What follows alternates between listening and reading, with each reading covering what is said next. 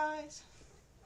Hello. We are here. We are Actually, back. mostly on time for once. And tired and sleep deprived, but we're here.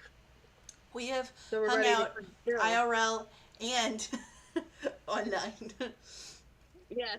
Well, if you count running around, Yeah, just sitting, hanging out, definitely. running errands. Running errands. Yeah. But it's been fun this long. So, Had chocolate chip I am pancakes for lunch. It's chocolate fantastic. chip pancakes for lunch. I was craving them and I am so Uh-huh. satisfied.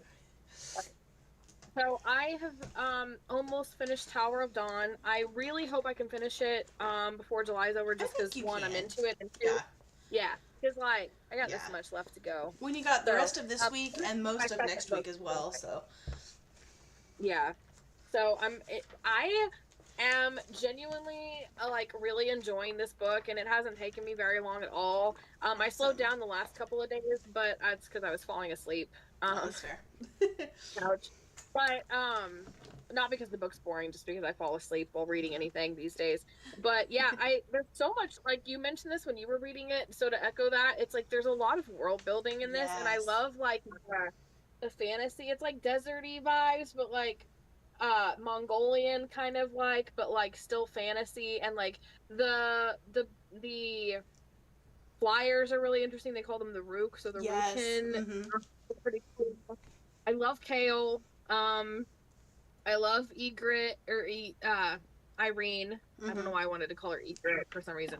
Um, and like I love the progression of their dynamic and like both of their Me too. character arcs, but also their dynamic with each other. Mm-hmm. And I love the side characters in this because you don't know who to trust. Like I still don't know who to trust. And Mm-hmm. I'm mistrustful of all of the side Yes, characters I know. because of I was Kale like and that in the Irene. most of the series. I was expecting, I'm like, is there gonna be like a betrayal, a plot twist? And it's like the plot twists Yeah, that were that's what there they're were great. things I wasn't expecting, and it was just, yeah, it was all kinds of. Yeah. And I like people want to skip this book. Let's just put that into our head right now. People want to skip it's this, like or they want to weave it into Empire of Storms because it's boring. no. And I'm like, After reading the majority of it, I'm like, no, you have to take yeah, this. no. Like we've said this before, but it actually is 100% true. Like it's its own story, and it's Yes. a good one. And I'm coming off Empire of Storms. The pacing, everything's totally different, but it works. Okay. Like, This is, except the part that like slow down a yeah, little bit with yeah. Nezrin, not Nezrin, what's her name? The inn chick and Sartok, Mm-hmm. but then they had to go to that tower and everything, so kind of even that side of things picked up Yeah. or whatever. The way I look Um, at it, um if Sarah didn't want it to be its own story, it would have been woven into Empire of Storms. But the fact that she wrote the book separately from Empire of Storms because she wanted to read them. Okay, I can't actually say that, but in my heart of hearts, I feel like the reason why it's its own book and not included into Empire of Storms is because it's meant to be read independently on its own. oh yeah, Because that's true. the shock that occurs at the end of this book is not there if you tandem read. Hmm. It's not there. Yeah, and even just enjoying the book for what it is, I feel like you Yes. would get so Mm-hmm. distracted Oh with yeah. all the other like Mm-hmm. main characters in Yes. Empire of Uh-huh. Storms. Like, the side characters would lose their time to breathe. I feel like this Yes. is a breathing book, Uh-huh. and also, can I just say, like, okay, how many book girlies love guys going through angst or characters going through like we're here for the angst, most of us, right? Yeah. At some to some degree. And Mm-hmm. I'm like, Caleb's angst in this book is like Yeah. the best. Mm-hmm. Let me just say, like, oh Yeah. my god, poor Kale. She needs this book. It's a really good. It's such care. For I guess for me, like, yeah. like we love comfort arc book, like, Mm-hmm. and so for me, that's why I'm like loving almost as much. I think I this is probably one of my favorites of the series because there's so honestly, much development. I've seen people online and in comments and stuff say that too, but then the ones that don't like it are the ones that get the most views. But like honestly, I needed Tower of Dawn in order to like fall in love with Kale again. Like that's what I needed. That he needed his own book because I didn't want to end the series hating him. But at the same Hmm. time, all of his actions up until that point really irritated me. And his comments and his words and his like just everything irritated me. Like I had a little bit of empathy um at the end of the last book that we see him in. Like I had empathy for him. I didn't love him. I didn't like him, but I had empathy for him because of what happens to him. And I'm like, okay, I feel kind of sorry for this guy, but I don't like him. And it's like, but purely because of like, I don't know. It's just there's a lot of things that go on, and it's like, I needed. Like we finally get to see. It's like weird because like he was a guard before, but it's almost like this is the book where we finally get to see that guard captain mentality that he had, because he doesn't have that because he's injured and paralyzed, and so I feel like it ironically, even though he is a guard in the perspectives we have before, in this one he's acting like a guard because he misses that and doesn't have that. I guess it's part, like before it's always a part of his life, so it doesn't come out or shine as much, but now he's looking at the other guards here at this palace, seeing the different thinking about how he would have done things, and like you miss that, and missing that makes you realize that made up his whole personality. It did. And what that is. And so it's like you get to actually experience Kale, and I really like. He is definitely and like one of my favorites. Like it's one of those things like Dorian the king and his duty for the kingdom became his entire life. Like and the more you learn about his backstory, his family, like his history, the more you realize that him protecting Dorian and working for the king and working and like protecting the kingdom, that whole arc became his entire life. Like and it's like when you look at it from that perspective, and he's been with Dorian for who knows how long. Like I forget how long exactly he had been with Dorian or when he moved, and but it's like when somebody, I don't know, it's like when you make a declaration and like to protect somebody you care about, and when you put your whole heart into that, like that job or that part of your life, like it becomes very, very, very important to you. Now, does that justify some of the things that he says? No. But at the end of the day, Kale is human. And there's not very many of them in this series. There's not very many. It's done work in this series, so it's like, to me, like, I don't know, I guess I'm just like, there's not a I like that every character is flawed. You know what I'm saying? Like, I think Rowan's probably the one that hasn't done anything overly, like, bad, like, overly bad. But, like, every the lead, maybe because he's been so innocent, but every other character has so many, like, she's really good. Sarah Joanna is really good at writing flawed characters. So to me, it's like, you can pinpoint everything that every character has done that's, like, I love Igraine, though. Igraine. Why do I keep calling her Igraine and Ygritte? It's Irene. I don't know. I know that, and I'm reading it that way, but my brain is not speaking right. No, I gotcha. Love her character. I like that we got to see her again.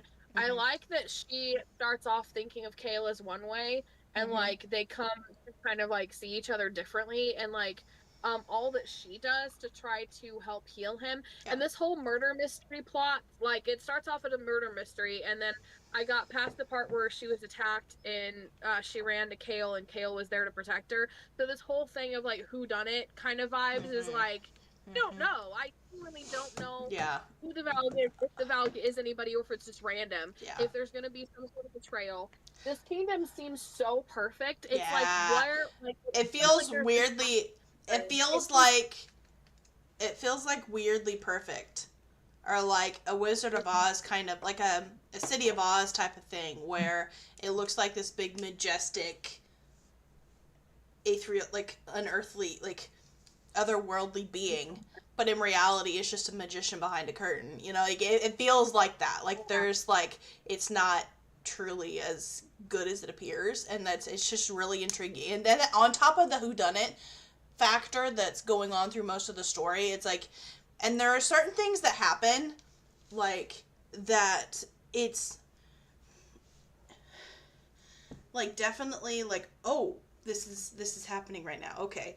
Or, these characters are actually doing this, okay. Like, and it's just... Like, the dinner where they sat around and they were like, the one princess and the jerk princess and the jerk prince was like, oh, did you hear Kale? And they were like spouting out information and stuff, and it was like blow after blow. How did they? And he just Oh yeah. And I'm like, everybody knows everything. Like, I'm like, how do you, even Sartok, which I love Sartok's character, it's like, oh, we've heard legends about you, the inn chick, I can't remember her name. And it's like, you're a legendary archer. I'm like, how the heck do you know that? It's like, everybody knows everything in this. And I'm just like, what in the world is going on here? So I thought that was interesting. Yes. Yes. Yeah. It's yeah. It's so also, good. And I could say I find it weird. I get the mom's mourning, but it feels weird. I have some it's like sus. I'm waiting for something to go on there because it's like, oh, the mom missed dinner again. She's off mourning. Guess what? The king's off with her. I'm like, all right. So what's going on with the mom here? Like, you're grieving, but there's something to that. Like, I'm still just like, yeah. So it's just like, it's really fun, honestly. And there's a lot of like world building, and I don't know, sometimes world building can be boring, but like when done well, it's really entertaining. Yeah. You know, to get to know this new thing. Yeah. And honestly, like, fantasy whodunit stories are really, I love fantasy whodunit. Like a contemporary whodunit's okay. Like, I have to be in the mood for those kind of books, but like a fantasy whodunit, it's just like chef's kiss. Like, okay, got it. Like, whodunits are so entertaining by themselves. When you add fantasy to it, it's like, it's like the best. It's like so fun. And then you have some side romances going on underneath that, and I'm like, plus some great world building, and I'm like, what's not to love? Like, it's great, you know. I like the inn chick. I can never remember her name. And Sartok. For some reason, it's like they have this Nezrin? connection. Are you talking about Nezrin? Is that Nezrin? The guard who protected Kale, who had kind of a thing with Kale. There's Irene. Yeah, Nezrin. Yeah. Nezrin. Okay, yeah. So, yeah, Nezrin and Sartok, I love them, but then there's a deeper side of me that's like, is it too perfect? Is there something I'm questioning everything, but I do like them. So if that works out, that's gonna be great. If not, it's like, okay, I did see something potential there. And then Kale, Green, it's just like, it's great. It's some great vibes. Yeah. So, and it's like, I'm just not sure who to trust or like though. From the prince, the royal family, I'm like, should I trust you or should I not trust you? I don't like you, or should I trust you? Yeah. Like, I don't know. That's the thing. Oh. All right, so you have progress to talk about. Okay, I read The Fellowship of the Ring. I mostly I had the audiobook that Andy Serkis narrated, like the newer audiobook. So I did a lot of listening just because I love him and I love his performance, and like, you know, but it's one of those things I knew going in that I was going to use the audiobook for a lot of this. Like, I did read it and I like read along with a lot of it, but the names were a thing that I didn't want to mispronounce in my head, and I didn't want to have to stumble over a lot of that kind of stuff. But honestly, it was really good. Like, it was like, honestly, the movie was pretty spot on. There were like a couple things that were different. Like, it takes where's the okay, hold on. Okay, so let me get to this chapter. All right, so it takes this chunk right here is them leaving the Shire and reaching the prancing pony. Lot. Which happens the first maybe like 30 minutes of the movie. Like a first little chunk of the movie is the Shire and the Prancing Pony, and it goes quickly to Rivendell and on from there. But yeah, like that, and it's like there was a character named Tom Bombadil that was completely taken out. Like, he wasn't even in the movie at all. Arwen and Aragon,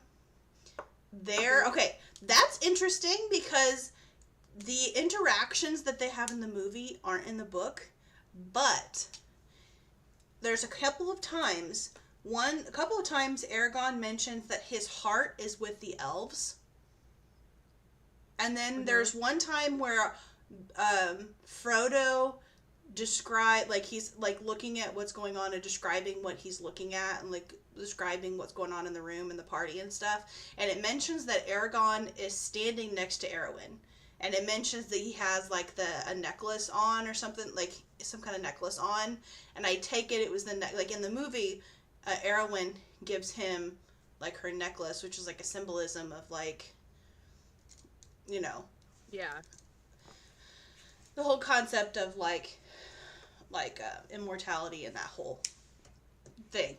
And it's like, I don't know. It was like, I was worried that wasn't in the book at, like, their relationship wasn't in the book at all. It doesn't talk about it. It doesn't explicitly say that they're together, but honestly, I feel like that's what it was hinting at. But it wasn't the focus of the story. And what's interesting is in the book, it talks about Beren and Luthien a few times, like, a couple different times, which is like one of the novels that Christopher Tolkien edited, like compiled his father's work, and it was like an earlier story that he never really published about a human male that falls in love with a female elf. And I feel like they didn't talk about Beren and Luthien in the movie, but I feel like that was their way of like paying homage to that, was by building up Aragorn and Arwen's relationship a little bit more in the movie. So it's like, I honestly am like very content with how they did the movie. Like, I feel like it was very tastefully done. Mm-hmm. And that makes sense. Yeah, and it was really, and honestly, do you remember like the "you shall not pass" moment? Yeah. Even though it's worded slightly different in the book, but it's still just as epic in the book as it is in real life. And I'm so satisfied. Like, he says "you cannot pass" instead of "you shall not pass." And I'm wanting to say I saw some kind of behind the scenes clip where they said that "you cannot pass" just didn't flow as well, and so they switched it to "you cannot" to "you shall not," just so that way it flowed a little bit better. But flowed better, yeah. I'm pretty happy. I didn't want to kind of start Tower of Dawn and get bored.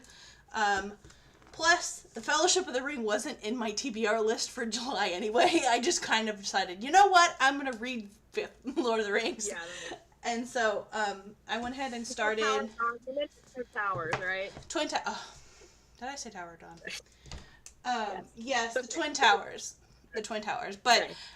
I'm a little hesitant. One, because my dad and I have been discussing like book/movie discussing like things since I was reading the Fellowship of the Ring, because it's been a long time since he's read them. But we were kind of like talking about things, and he made the comment that he thought that the Twin Towers. Two Towers. Now I'm getting all kinds of confused. The Twin Towers was 9/11, and that has nothing to do with this at all. I'm sorry, like, we're all... Two towers. Is it like... Okay. The two towers. There's towers and there's two of them. There's two. Oh my gosh. Oh my god. Okay. The two towers. Out of the three books, or the three movies, Dad made the comment that he thought the Two Towers was like the one that had the least. It was like the most boring one. Not that it was bad, but it just didn't have as much going on as the first and the last.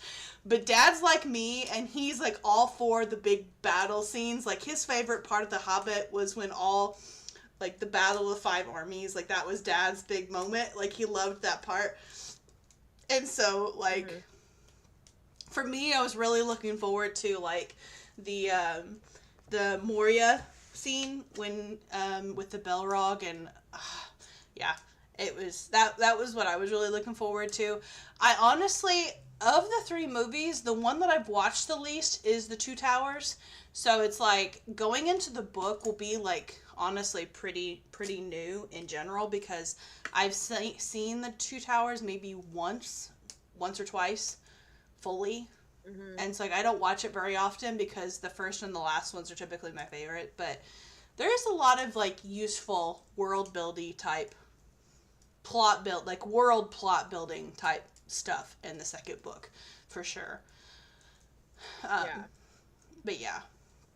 So, I've started Quicksilver. I'm on, like, chapter 6 is what I'm on. Whoa, dude, you were on chapter 4 when we talked this afternoon IRL. Like, yeah. you read quite a bit. I got read a couple. Okay, well, one, she was at the part where she was, with, is it Maedra? Maedra? Okay. I get it all mixed up. It has a pronunciation thing, but I keep forgetting to look at it. I think people. It doesn't have her name listed on it. That's fantastic. Okay. I am almost there. I forget.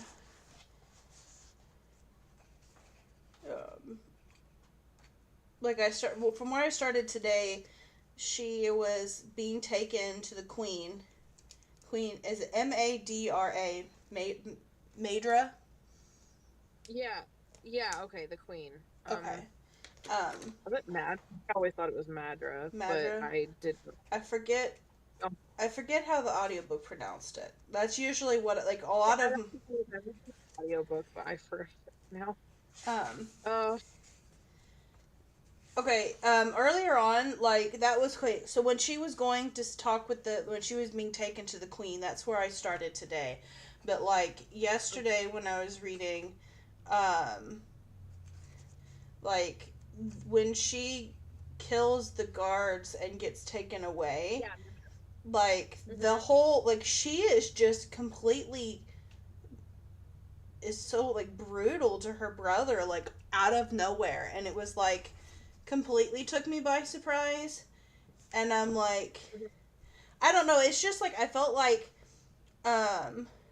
just do what you're told for once in your life. Just go, I don't need your help, I don't want you following me, and I feel like that would have been enough. But then she goes on blubbering like a little brat who needs his hand held all the time. Like, that just felt like too much, if that makes sense. Yeah. I feel like she got her point across at the beginning part, but then she says that, and then she's like, and then he's like, I didn't realize I was such a burden. And then she's like, well, you are. And she's like, your entire effing life, that's all you've been. Now leave me alone. Don't, like, I feel like she went overboard with that. Like, that was not necessary. Like, I don't feel like, I almost thought that it was like her desperate because he wouldn't have let it go, and so she had to make sure that he let it go and would not like it try to follow her or do anything stupid. So she really had that's to fair. Because like earlier on, she talks about how like you can tell him over and over and he'll acknowledge what you say, but then he'll go and do the exact opposite. And I guess that's why they were in that situation in the first place. So I guess that kind of does make sense. Earlier on, in my head, I made a little funny comment in my head, and I had to write it down because it made me laugh. On page 37, when she's fighting one of the guardians, she cuts off his hand, and he's like, my hand! And it reminded me of that fish from SpongeBob that always gets his leg cut off or gets his leg broken, and he's like, my leg! And it's like, almost every SpongeBob episode, you have that one fish that's yelling, my leg! And it just reminded me, my hand! And I'm just like, okay, now I have SpongeBob in my head. But it kind of made me laugh, so I had to make a comment on it, because it just made me giggle. So when you first saw her fight, that initial first fight scene where it was like she started just tearing through guys left and right, when I first read that, I was kind of shocked because I get that, all of a sudden now she's trained. I was kind of taken aback a little bit because I was like, it seemed like it came suddenly. I didn't know if it came that way to you, but it got fixed. Honestly, like, it didn't bother me purely because I knew absolutely nothing about her. And so it's kind of like, it's one of those things, like, going into, like, it kind of reminded me of, like, Assassin's Blade.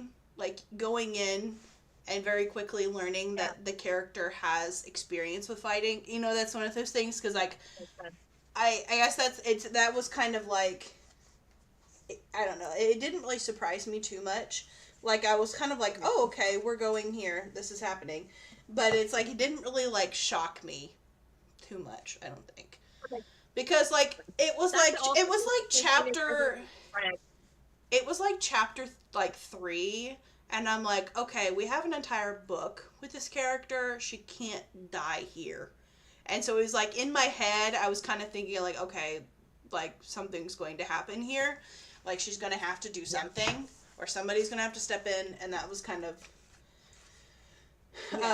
with that. Carian, I forget how to say his name. Carrion. Yeah, he's definitely one of those like morally gray, like I'm a sleaze bag but I care kind of person.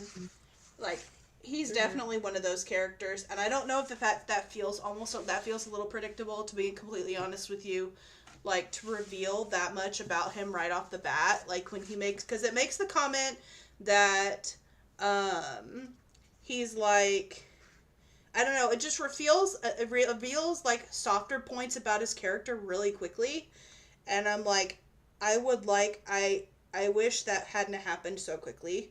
Like he says, because she mentions that he doesn't live there anymore, and he makes the comment that it's the safest way for me to get my wares. He said, I do live here, so I can take care of my grandmother. You know that. Gracia, you remember, you've met her, gray hair, wicked temper. Like, I feel like that right there told me that he cares more than he's letting on, and that felt like something, I don't know, I didn't really like that it revealed, his ulterior side that quickly. Like, that was like a big giveaway for me, like, hey, this character is going to be like a, unless she like twists it around and wants us to think that, like, because he's like, our people suffered enough without hundreds of guardians storming in. Like he's very quickly reveals that he cares about the people, but it's like going in, she wanted us to believe, she was talking about how horrible of a person he was and how he was a gambler and like a sleaze bag, and that's my version of what she said, but she didn't actually say sleaze bag, but you know, but it's like she wanted us to think that, and then right after that she has him reveal that he's staying there to take care of his grandmother, and that he really cares about the people of 3, and he doesn't want her actions to negatively impact them. And I'm like, we're like chapter 3. That. No, like, the thing is, though, she ends up in the other realm, so it's like we don't have much time in her home to kind of establish a whole lot. So she needed to kind of get dynamics so like quickly, because I just like the chapter that I ended on was the one where where she takes the sword out and opens the passage. It's like I'm on the beginning of chapter 6, so it's like I haven't read anything from that other realm place thing. I haven't read any of that part yet, but so like, yeah, like if it doesn't talk, I don't know what, and that's the thing, I don't know what POVs are going to be included. I'm assuming it's going to be the guy that takes her is going to have a POV, that she's going to have a POV maybe, but it's like, I don't know if they're going to have a POV within the world, or if it's just going to be solely her POV. I don't know. And so it's like, if we don't get a lot of that other, like, if we don't get a lot of 3, like, information or, like, POVs from 3, revealing that at the beginning would make sense. I just haven't got far enough along for it to see why she revealed that yet, if that makes sense, but, excuse me. 100%. So, yeah. Yeah, that makes sense. So I did have kind of a mini, before I talk about Survivor, I had a mini book haul, which you know about because I did it with you, but we were at a thrift store, and I found this, And not only is it a hardback for $2, well, $3 basically, Mm-hmm. but it's book 4 in a series I read as a teen that I didn't know how to book for. So I actually got mine down off the shelf because they were literally sitting right Oh, there. sweet. So this is the first series. Um, and so it kind of ended with book 3 here. Mm-hmm. And so I didn't know there was like a fourth one or a need for a fourth one because I felt like the plot was like wrapped up, but now I've got all 4 of them. Hmm. Um, Cool. so from what I remember, was that book 1? No, that's book 3. So it's like I can't remember, but I thought it was like real world kind of India vibes, and Mm-hmm. she ends up somehow with this circus, and there's this white tiger that she meets, and it turns out he's a shapeshifter, and there's like a romance, and Oh, there's some cool. drama there and some legends and stuff, and she gets caught up in that. And then book 2 focuses more on his brother. I can't remember if it's a love triangle or not. And then book 3, I think we're back to like normal again, but there's like Mm-hmm. plot going on with like Within like a some plot within a plot type thing. yeah, it's like the romance is kind of Oh. there, and then like the ancient legend Huh. type plot line that's That's on that I cool. don't remember. All I remember is that he was a shape. This was the thing that got me into the whole idea of like shapeshifter romances Mm-hmm. before they were a thing, because like he's stuck in his tiger form for a certain amount of time, so Oh, trying cool. to even know he's human for a while, even though like we kind of did. Yeah. Um, so but it's like India kind of um Yeah. lore That and makes sense. That's history. cool. Like, yeah.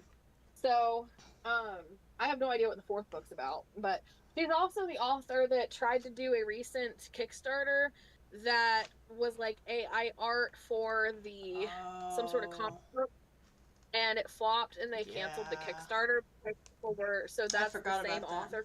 Oh, okay. I Yeah, didn't realize that was the same lady. yeah, that's her. Because I remember us So talking about that. I am probably not going to read it, but it's nice to say that I have it, and I got the Yeah. hardback, and it was $2. So I'm like, at Yeah. this point, You it's can't nice beat to listen. you can't beat it for $2. Yeah. So obviously the Kickstarter for Survivor is still going on. It's not actually started yet. We're still in the pre-launch phase. So the link is in the description below, along with all the. It's a single landing page for all the Kickstarters that we'll be talking about.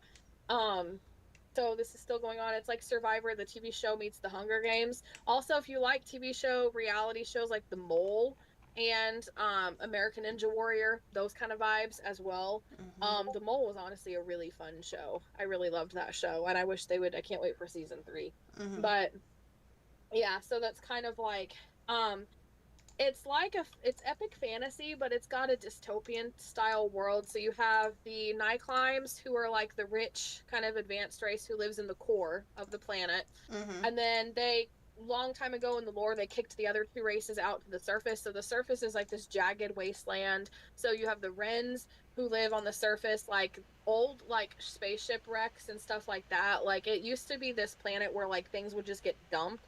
So like the Wrens kind of scrap pieces and metal and parts and things like that and trade to survive. So it's a very dog eat dog world for the Wrens. And then you have the Lymeres who ended up making a life for themselves on the Crystal Mountains, and they climbed up high, so they're like used to being up higher Mm-hmm. in the mountains. And so those are their 3 races, and so the Nyclimes think they're better than everybody else, so they're really arrogant, and so that's when they kidnap people from all the 3 races to put them in the Mm-hmm. games to entertain them, because in the core they're rich and they don't that's what their entertainment is. Oh. So that's kind of like the world building vibes. And so I have a huge cast of characters that's multi POV. And so you have different characters from all 3 races kind of sprinkled in here. Mm-hmm. Um, I haven't actually talked about the characters yet, so I thought that would be kind of a nice thing to Yeah. do. I'm gonna do in order of appearance to keep it neutral.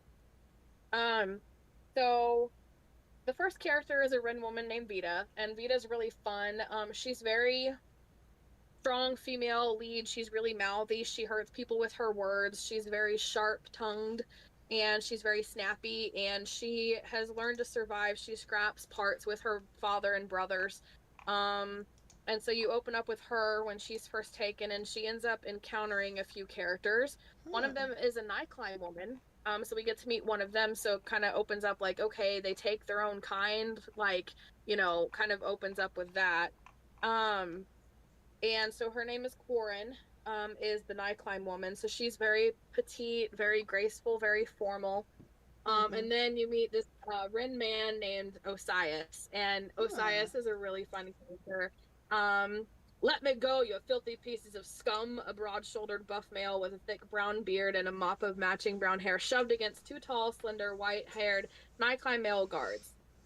Even though they already had the red-faced male chained, he slammed his head against one of them. That only succeeded in hitting the back of his head against the Nikon guard's silver helmet.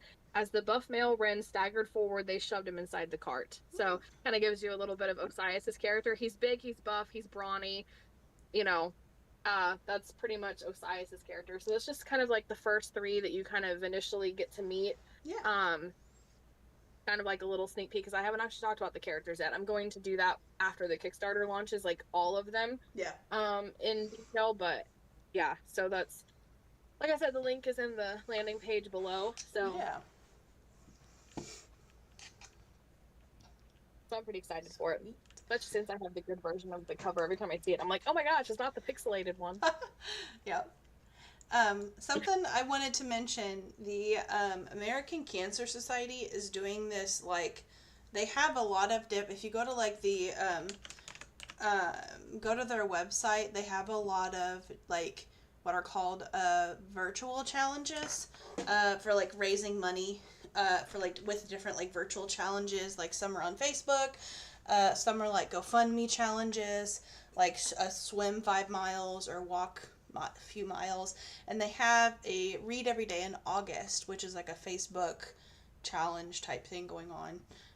That's going to start for August, like read every day in August. And considering you and I are always like reading, I'm like, I totally want to at least try this. And it's where you will put in your like basic information, and then you can put your Facebook name in, like attach your Facebook with it, and it makes like a fundraiser thing on your Facebook, and you can kind of adjust the goal amount, and it's like people on Facebook can like donate money through your link or whatever, and it's just kind of like a symbolic reading every day in August, but it posts a little something on your Facebook.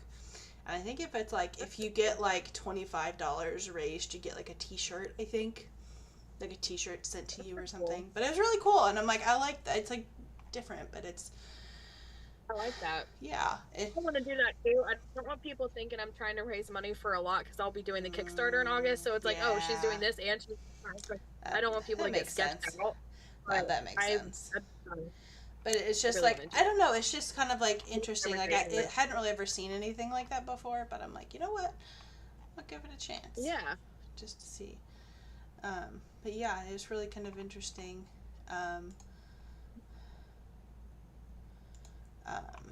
So it's really kind of interesting. Yeah. Okay, so I've got a few Kickstarters that I wanted to mention, some swaps that I did with some people. Mm-hmm.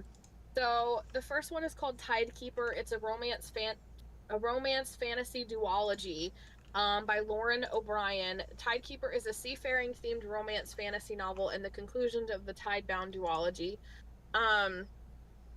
So it's found family, political intrigue, merfolk, and magic, slow burn romance with no spice, character driven, closed door romance, pirates and mermaids. The cover is honestly like really pretty. Mm-hmm. So she's doing that. She's got 23 days to go. She's already made like twice her starting goal, so that's really nice. And she's got 33 backers, so she's doing really good, which is pretty exciting for her. So it looks pretty interesting. I'm always up for like seafaring adventure, spice romance. So yes. Shout out Found by Lauren O'Brien. Next up we have When the Night Swallowed the Moon special editions. This is a spicy vampire and were-shifter gothic romantasy standalone. That's pretty obvious by the cover there. Yeah. This one is still in a pre-launch phase, so there's not a whole lot about it right now, but you can click notify me on launch and it'll notify you when it's done if that's your vibe. The art's really pretty. I will say that. Like, it looks very pretty. You can definitely tell it's spicy though, but it's lovely art. Yes. And that was by, sorry, I didn't actually catch it says Ophelia Wells Langley on the Kickstarter page. I don't know if that's because it doesn't have the author name on the, so Shout out to the author. That is When the Night Swallowed the Moon, special editions. Special edition looks interesting too. Mm-hmm. So next up we have Bringing Nardoc Breaking Point to Life. So Nardoc Breaking Point, it's from the mind of legends. Nardoc Breaking Point needs you to ignite a cosmic saga of courage, power, and destiny. Breaking Point, cosmic hero story rooted in family, pain, and power. Bold original saga about a legacy, sacrifice, and the strength to rise when everything falls apart. Looks like they're just short of their goal and they have 8 days to go, so they need some more Yes. backers. Gritty, emotional, cosmic comic series that follows Jamal Richards, a discharged special ops veteran struggling to provide for his family. That's actually pretty cool. When he Yeah. takes a high risk security job just to survive, he stumbles into something far more dangerous, a living cosmic force that doesn't just change him, it chooses him. Blends real world struggles with outworldly power. That's actually really cool. And if you go scroll down, the character art's pretty epic. Like, it looks really cool for the character art at Yeah. least. Oh So yeah. comic. And if you scroll down, they have a comic page. I like Oh, the comic cool. page.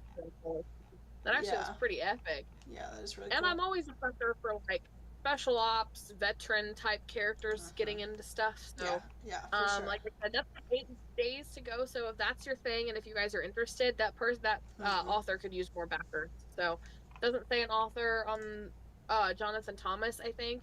So, if you're a Yeah. fan of superhero, this Yes. next one is so gorgeous.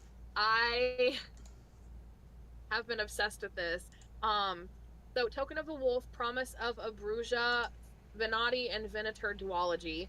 Foiled sprayed edge special editions for a completed duology, a gritty urban romantic fantasy retelling of Little Red Riding Hood. Hmm. It looks like they've all met their goal. It was funded in 5 minutes, so that's impressive. Mm-hmm. And it's a project we love on Kickstarter, and the author is Cara Blaine. So it's like the duology, and it's just gorgeous. That It would be a does look really pretty. it's like one of those things where if I had the money, I would just buy it instantly without even reading the blurb because of how pretty it is. It's a cover buy. Uh-huh. So what if the big bad wolf wasn't actually the villain? What if Little Red Riding Hood found herself allying with him and even falling for him? I saw that coming when it Mm-hmm. said, "What if the big bad wolf?" I was like, "Oh, is it gonna be a big bad wolf romance?" When the shadows close in, can the three hearts hold the weight of one breaking mind? So that's interesting. Um, so they did the first one in the spring. Now it's time for book 2. Both books are available in the campaign, and you can read the first few chapters there. So we've talked about this before, and I think you've mentioned it too. When they have a sample of the book, it really Yes. helps because Uh-huh. then you can like, in a store, you can pick up a book and kind of browse through it and see if you like the vibe. And so that really helps because like when you do pledge money, like you do want to make sure Mm-hmm. that it is going to be something that you're interested in before you Yes. pledge. So you can read the first 3 chapters there for anybody who's interested. Because honestly, the concept, I don't think I've actually heard of Little Red Riding Hood twisted in a way to be where she romances the wolf, but it's like that's kind of Yeah. perfect for a shifter romance when Oh you think yeah. about it. So Mm-hmm. somebody's got to have done that before, but it sounds Yeah. really interesting. Yes, of course. It does look really cool. So that is Sarah Blaine. And it's honestly really gorgeous. And she does have a video to kind of show what it looks like in person, which again, I love seeing Yeah, like me proof. too. We've talked about some sketchy Kickstarters before too. Oh yeah. So yeah. So that one's Token of a Wolf duology. And then last but not least, we have The Winter's Gift, a heartwarming winter fantasy romance. The Wonders of the Winter Gift, a deluxe edition fairy tale, a no spice gift of the Magi fantasy short story set in a snow-kissed Scottish world, limited edition hardcover. And this is by a publisher, so the author is actually Robin Sardi, because the one doing the Kickstarter's their publisher, it looks like. Oh, okay. And that's from Glasgow in the UK, so it's from Scotland, so that's kind of why it's got Scottish vibe. Honestly, Gift of the Magi is one of my favorite short Christmas tales. Mm-hmm. The fact that that's like a fantasy story and it's also set in Scotland kind of like gives me cool vibes. So this Yeah. one is not. It's a notify me on launch. So if Mm. that's interesting to any Yeah, of it you guys, hasn't you been can just posted yet. Yeah. yeah. Hmm. And for reference, when you click notify me on launch, you're not pledging. You're just getting notified Yeah. when it goes live. Yeah. It's just like a follow. It's the essentially Kickstarter. it's essentially saying, "Hey, I want you to remind me when this launches because I may forget by then." Like that's all literally all following it does. It just says, "Hey, like notify me when it launches." It just means like, "Hey, I'm interested in this, but it's not posted yet, and I will probably forget by then, so remind me. It is literally all that is. Yeah. So all of these are in the landing page. I just put the images there, so click on the images. That'll take you to the link. I'm going to make them pretty when we get done here, but it was just like a temporary right before we started kind of thing. Yes. So if you guys are interested in any of that, that is that. So it looks like I tried to look into the Bellwood Publishing, and it looks like I have their website, but it, like, I guess it just started this year, so I don't know if she is like, if she, yeah, because it says welcome, and it says coming soon. Be sure to check back for more information. And there's like a little shop tab. The only two tabs is like home, which it says coming, like the learn more soon, and there's like a shop section that has like a floral based book merch, like like some stickers, a mug, t-shirt, like a tote bag, you know, that kind of thing. It's like stickers and shirts and hoodies and like a mug.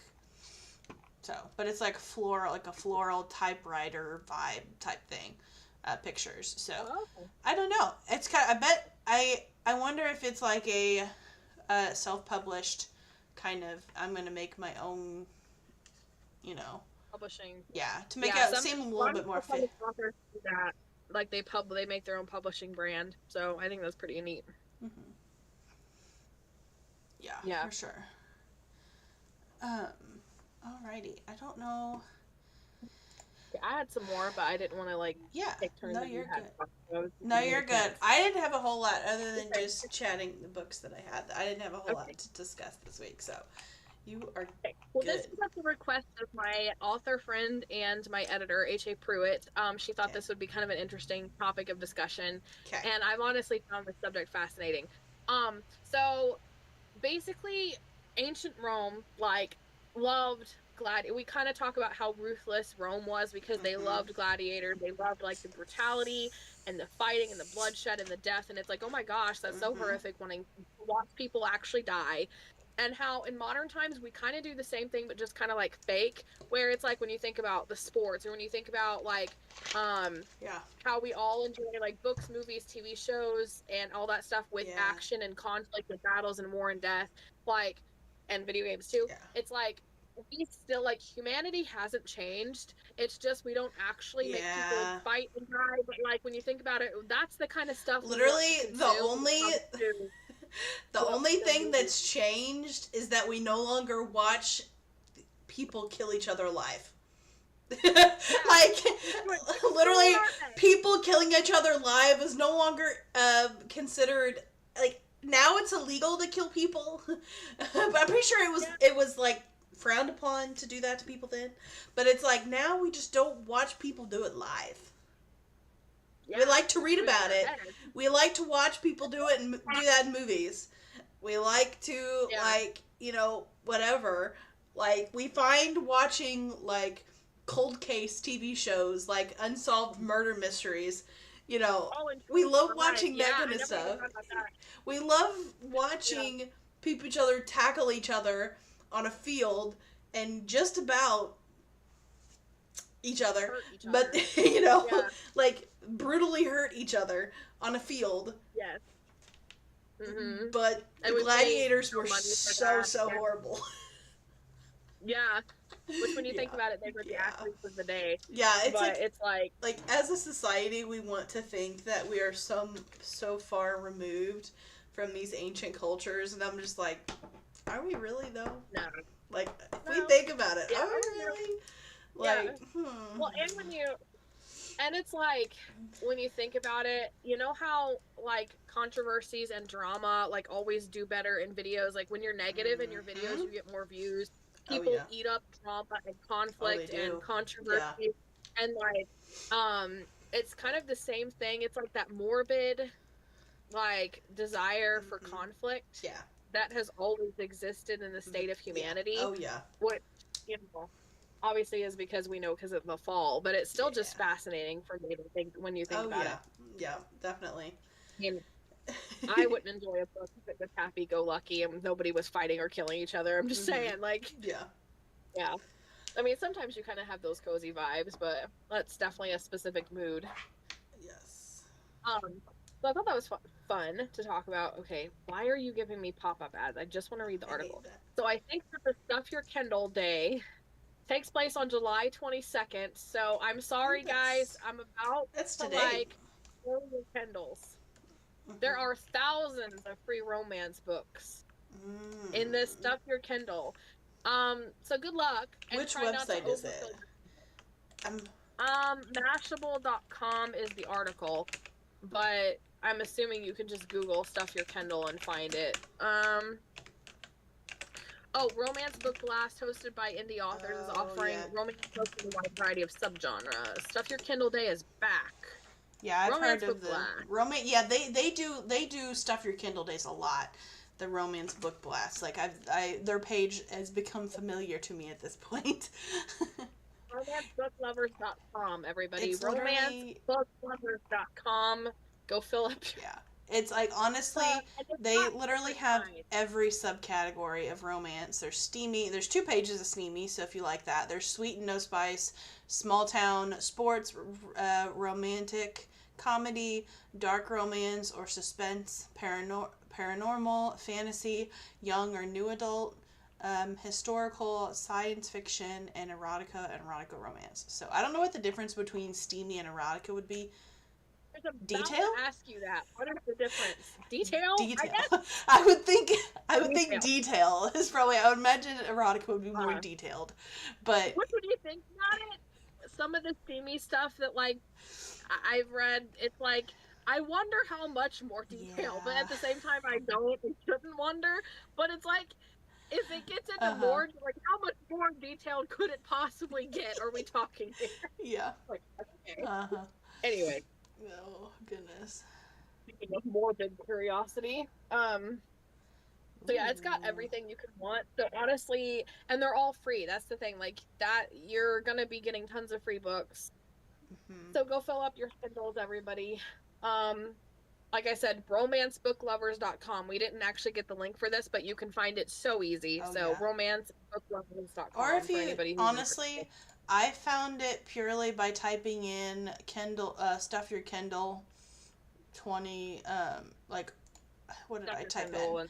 I typed in, you said romance book blast. So you could probably type in Stuff Your Kindle and then today's date and like, July 22nd, and it would probably pull it up. Or give you an article that give you the link to it. Yeah, so if you're watching this after July 22nd, sometimes you might want to like if you go in and look at some of them, like sometimes some authors will it will kind of feed into the next day, but not all of them will. So if you're watching like on the 23rd, 24th, 25th, you like especially like the 23rd, like the day after, it might be worth just kind of glancing at a few of them, but you do want to actually check on the Amazon listing page. You actually want to check, like, don't look at the Kindle Unlimited price, but you want to actually go where it says buy with one click, and if it says 100%, like subtract 100%, and it should say $0.00, and that's how you know that if it's free, because Kindle Unlimited is not free.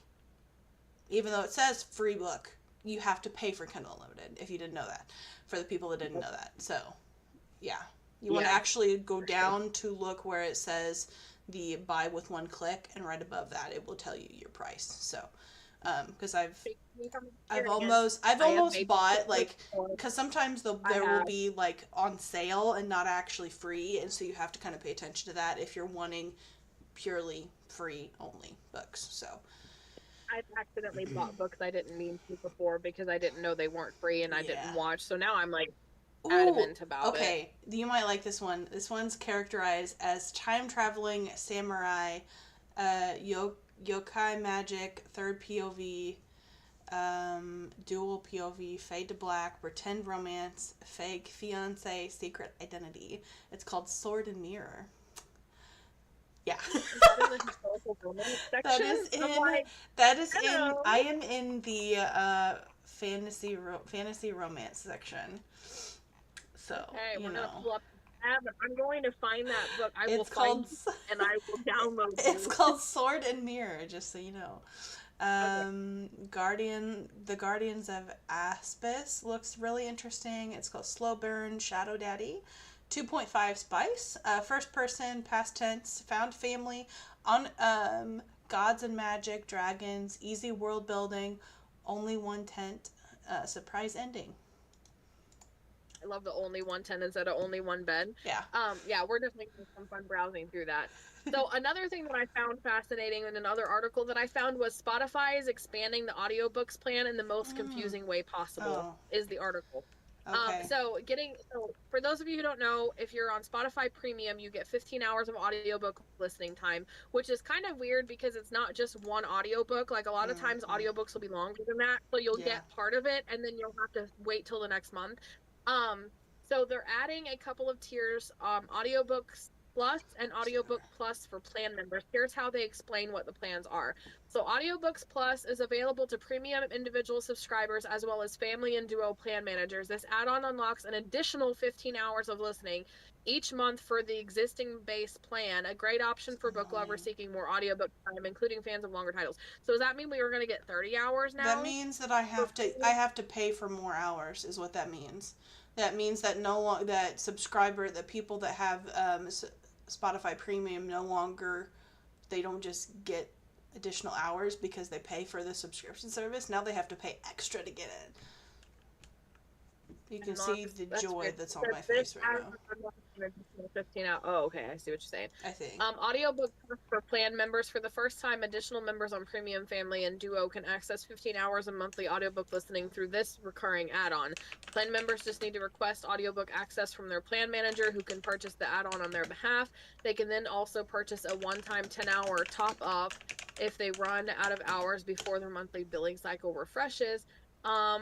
First one makes sense. 15 more hours for some unstated amount of money. The second one, I think if you have the phrase plan members just need to request audiobook access from their plan manager, who can purchase the add-on on their behalf, in your product description, you can't just say just, it has to be the thing. So they're kind of critiquing that.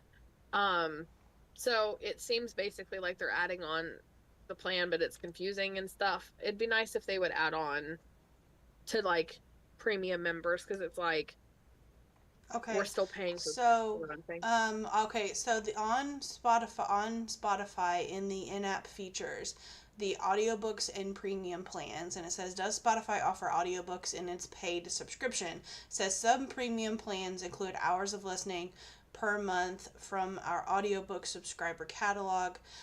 There's the three plans. There's the premium individual, premium family, and premium duo. And it says, note that the premium student plan isn't eligible for audiobook listening. So if you, and like the premium for students is where you can use your school email if you're a student, and you can get Spotify for a very discounted price, but that plan does not have access to audiobooks. For the family and the duo, the plan manager, so that I'm assuming the person that the plan is under, the person that the account that the plan is under itself is the one that gets access to the audiobooks. So if you have like a family plan or a duo plan, so if like you and me were to get a Spotify, if like one of us were to pay for Spotify Duo and the other would add the second person under them, only the person that the main person gets access to the audiobooks, if that makes sense. Yeah, that makes sense. And it says only the plan member has access to audiobook listening time from the audiobook subscriber catalog. It's not possible to share audiobook listening time with plan members. And it says listening time is an allotted amount of time. It includes a monthly basis for certain premium plans, and it lets subscribers listen to audiobooks from their subscriber catalog. The audiobook listening time remains for that month. Decrease it. That makes sense. Anyway, how is audiobook listening counted? When we count the audiobook listening time used based on each playback of an audiobook at normal speed. That means adjusting the speed of the playback doesn't affect the amount of audiobook listening time included / remaining with your allotted. And if you re-listen to, yeah, and it says if you re-listen to a book or re-listen to parts of a book, your allotted audiobook listening time will continue to reduce as normal. So if you rewind it to re-listen to a chapter, then it will continue to take off your time. It doesn't just pause for that. So it says if you listen for a 5-hour audiobook at 2 times speed, even if you finish the audiobook in 2.5 hours, your audiobook listening time is reduced by 5 hours, since that's the length of the book at normal speed. So yeah. Right, makes sense. But honestly, I don't fast forward books to read through them faster. I fast forward through them. I speed up the reading time because my brain cannot, I was catching myself doing that with this afternoon. Like my brain, like my eyes will naturally continue on, and it will kind of, so. I get that. Yeah. You can go into the settings to check to see how much time you have left, I guess. I'm trying to see if there's like add-ons, if you can add on it, like, 'cause what you were saying about, if it says anything. Yeah. I don't know. It does seem like that's more confusing than, oh, you get a free audiobook a month. Like, the way Audible does it is really pretty clear and cut, and simple. Okay, audiobook top-ups. How audiobook top-ups work. Top-ups are one-time purchases of extra audiobook listening hours. They're valid for 12 months from the purchase date, and you can add more than one at a time. So top-ups are only when you run out of listening time included in your monthly plan. So you can go to your account page, subscription, audiobook listening time, and then it's under top-ups. Right. Make sure I'm not revealing my information. Okay, let's see if I can find it. I completely forgot what I just said. Okay, so manage your subscription, and then manage audiobook listening time. Okay, I haven't listened to anything, so I have 15 hours left. Running out of included listening hours, or just want more time, purchase a top-up and tune back in. So if I click that, okay, it's a 10-hour top-up for $13. So you can pay $13 and get an additional 10 hours. But the way I look at it, I'm curious. Like, if I'm scrolling through Audible, let's scroll through Audible. Let's say that I want to read Inheritance, the audiobook.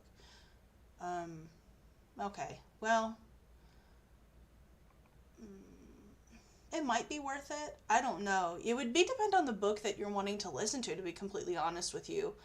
Like, if you count in your subscription for that for a month. Yeah, it's good for 12 months though.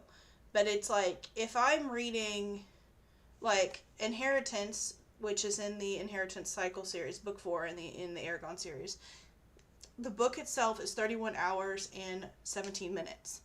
So if I use up my 15 hours, that would still be like 16 hours left. So I would have to pay 2 top-ups just to be able to finish that book. So on top of my subscription, so like my current subscription is like I pay, it's like $12 right now is the premium, individual premium cost. $12. So it's 12. I'd have to take 12. And did I say that the top-ups were 10 or 11? I said 13. So it'd be like 12 plus tax, whatever the tax is on it. So probably like 13 something. It'd be like 13 times 3 essentially, in order to complete that book, to read that book. For that month, but basically. I can go to Audible and pay out of pocket and pay for the entire audiobook for $20. Whereas, okay, again, I don't know how people would feel about that, because your Spotify money, like that $13 is going into listening to music and all other kinds of stuff as well. But it's like, Well, the extra 13 though, you're just paying for the audiobook hours. So I mean, Yeah, it's $39 total yeah, for the 313s.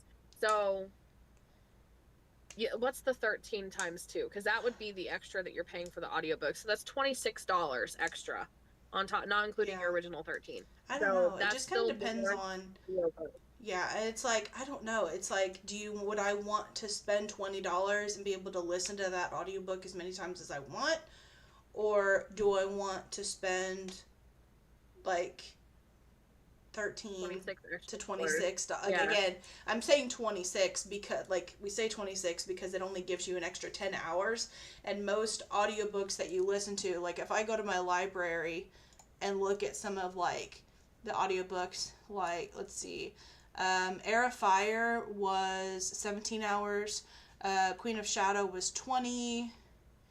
um let's see, what was Onyx Storm? Onyx Storm was 23 hours. So it's either way, like if I was listening to like Onyx Storm and I ran out of hours, and it's 23 hours total, um, and I used up my.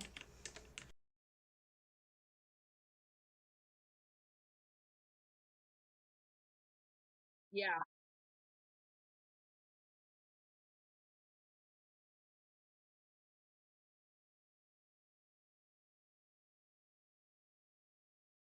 Yeah, because that's true too. You can't rewind because that would use up more of your time.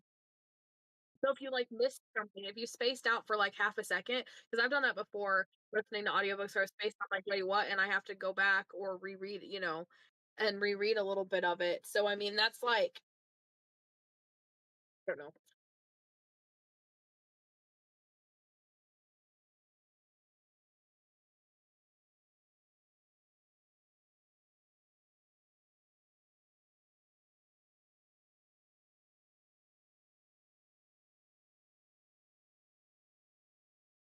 Yeah,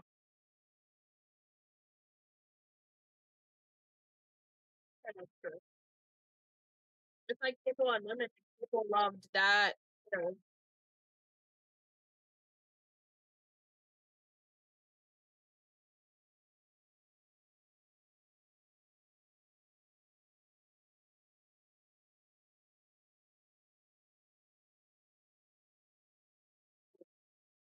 in the little.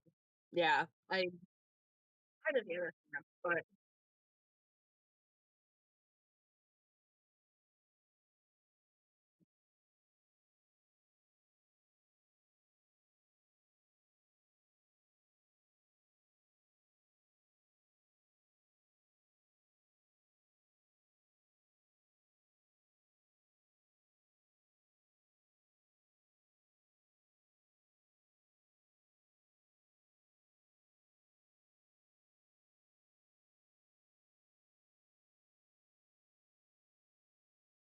yeah, that kind of doesn't make a whole lot of sense.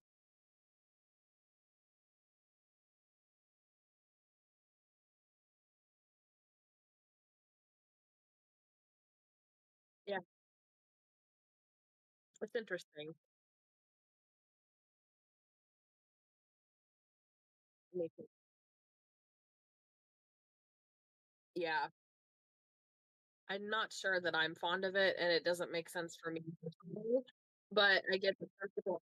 I just ate my hair. The wind, not the wind, but the fan blew it into my mouth. No.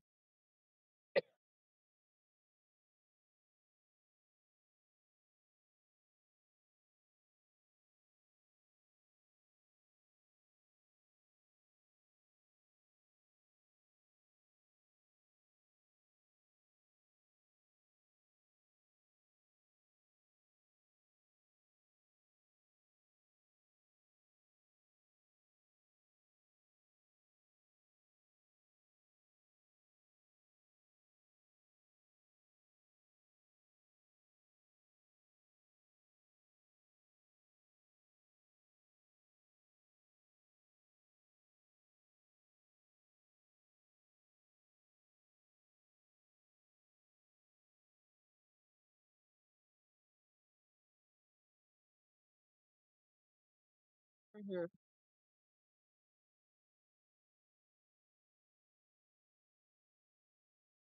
Yeah.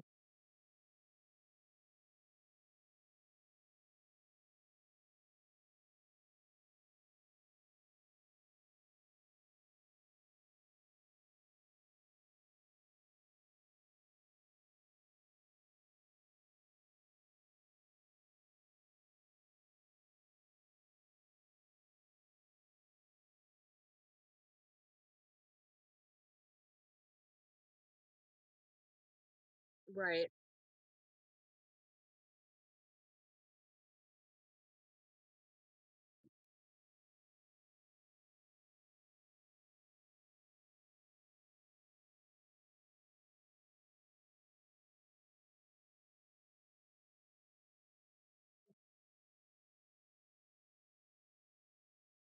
Yeah, I've heard of them.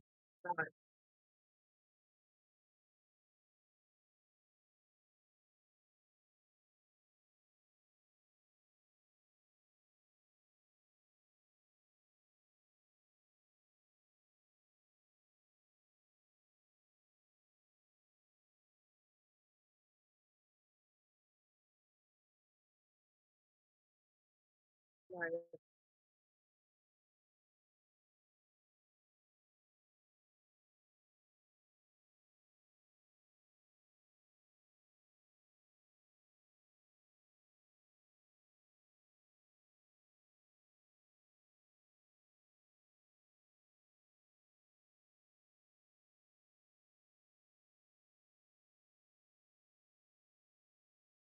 I think I have some.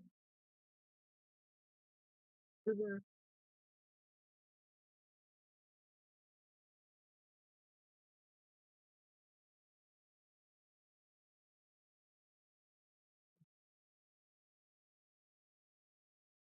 Yeah, I get that. Yeah, and that's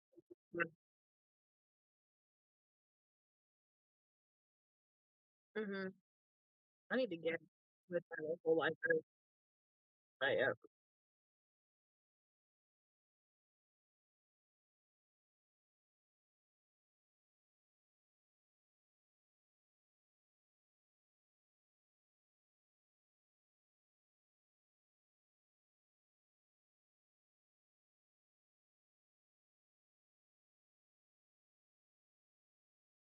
Also, another tidbit too about Hoopla, you're actually still helping out indie authors. If we have our books on Hoopla, Hoopla pays us to get their books in there.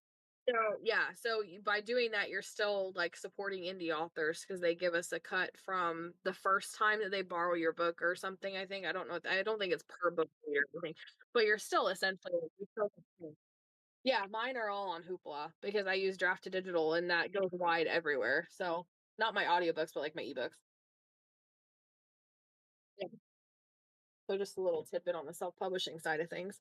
I think mine's like yeah, mine's like $1. I think it's $1 per book or something. Because I do the retail price and then I do the library price that they pay just a little cheaper, basically, like, giving the library a discount, and then so that's kind of what I usually try to do. Unless it's like Hunter, which is like 99¢. I didn't know that. Are you serious? I want to talk about that. That's cool.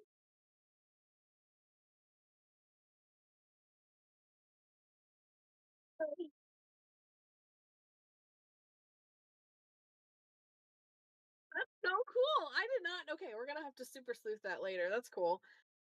Um, so yeah, yeah, yeah. Now that I have the rights to Samurai's audiobook, though, I'm wondering if I could release my audiobook wide, both on Spotify and on Hoopla. So, there you go. Um, yeah. So, a couple other articles that I found are just really quick, like, new stuff. So Stephen King's adaptation of The Monkey is gonna be heading to streaming on Hulu soon, August 7th, I think. I don't even know anything about this, but we're still kind of like we like to cover news, book news in general. So if you like Stephen King's book, The Monkey, it's gonna be adapted, so we'll see how it goes. It looks like the actor is a good actor. I think he played 4 in the Divergent movies. It looks like that's the same guy. So if that's your vibe, if you like Stephen King, you may enjoy that. It's on Hulu. So that was one random thing. And then I had Every Summer After. It's a TV adaptation of a hit romance novel. So um it spent 14 weeks on the New York Times bestseller list. It's officially back on the charts. Getting the Amazon Prime, I guess, adaptation. So that's kind of just random book news, that another book that we don't know. And then yeah, the Stephen King one. So the one that I've been following closely is the Outlander prequel, Blood of My Blood. Um so Outlander is by Diane Gibbehen. I'm butchering her last name. Um and that was so Outlander got adapted into a TV show, her book did, and so this is the prequel to that called Blood of My Blood.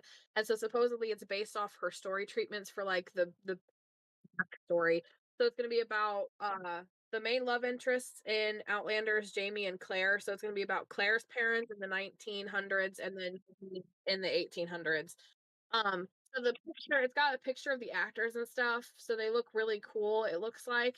Um so Sony Pictures Television has sold Outlander Blood of My Blood across major markets. And there's a lot of different, I'm not going to try to read all of the markets because there are a bunch of, it's going to be hard to pronounce. But it's produced by Sony Pictures Television, set to premiere on Stars on August 8th. Oh my gosh, I didn't know it was that soon. New episodes streaming weekly on Fridays. Stars app. Yeah, that's crazy. And it's the Outlander universe is inspired by Diana Gabaldon's book series. Global interest has been massive, with almost every territory now sold ahead of its August launch. This epic extension of the franchise will not only continue to build momentum among passionate Outlander fans around the world, but no doubt. So basically, they're saying that they're actually going wide, like all across the world, I think is like the whole thing. So it'll transport viewers from the war-torn battlefields of World War One, which is Claire's parents. So that's cool. I didn't know her parents were during World War One, so that'll have some really dramatic historical stuff. To the highlands of 18th century Scotland, promising 2 new love stories filled with loyalty, passion, desire. As the young couples defy forces that seek to tear them apart, it'll follow the romance between Ellen McKenzie and Brian Fraser, Jamie's parents, and then Julia Morriston and Henry Beecham, parents of Claire. So that's cool. I am so excited for this show. I can't wait. So I didn't know it was coming up so fast, so that's going to be interesting. Yeah. And then the last one was Barnes and Noble is opening up 3 more stores, which we've talked about in private, not cool. really private, but just me and you, how Barnes and Noble was closing a lot. No, it was my sister I was talking to that about, how Barnes and Noble has closed a lot of stores and stuff. So it's like a good thing that we even have one relatively nearby in 2 different cities we could go to. Yeah. So they're opening up 2 new ones. I think Texas, South Carolina. All the new locations, Alamo Ranch in San Antonio and South Park Meadows in Austin, and the shops at Woodhill in Columbia, South Carolina, were previously home to other retailers, and they were reconceived and remodeled to accommodate the new, smaller format of. So I just wanted to shout that out because I love Barnes and Noble, and I was really sad that like see a lot of the closed down. So it's nice that they're kind of opening up more. Yes, I was sad to see that too. I think that's everything now. So why? Okay, why are things? I'm so confused. So okay. Discord has been hidden, and I don't know how long it's been hidden. Oh no! A lot of my buttons were clicked, so I don't know how long that's been happening. Okay, I think it's here more. Okay, it just happened here recently. Within the last like 15 minutes. So okay. Yeah, I think I clicked, I don't know what I clicked, but there's a few buttons like 13 minutes ago. I clicked some buttons. I muted myself. They could hear you just fine. They just couldn't see us and they couldn't hear me. But it's okay. I wasn't talking a whole lot anyway. You know what? But most of it's fine. You know, it works. Okay, they couldn't hear me for a couple episodes ago, so I mean, it is what it is. One of these days, you'll get to hear both of us the whole time. Yeah. Yeah, there's a few episodes where you were quiet, and then yeah. Yeah, so it's good. All right. But I think that's everything. So we're probably gonna go through stuff your Kindle and get a bunch of books. Honestly, when we're off Yes. camera, like Yeah. maybe what we're gonna do for a while. Let us know what you guys are reading and how your July TBRs are going, because the next time you see us, we will be going over July and planning August. Yes, So that is the plan. So, if there's any kind of, I don't know, like new apps, new, like news regarding like maybe like Audible, Kindles, anything like that. Like we talked about Spotify today. Like if there's any kind of new, info that you want to talk about or you want us to like share our thoughts on, let us know. Because yeah, we're like always up my for that kind of thing. friend brought up a subject, so Yeah. we're totally good with bringing down things, bringing up things, bringing for sure. things. All right. We'll Yeah. see y'all later. Yep. Bye. Bye.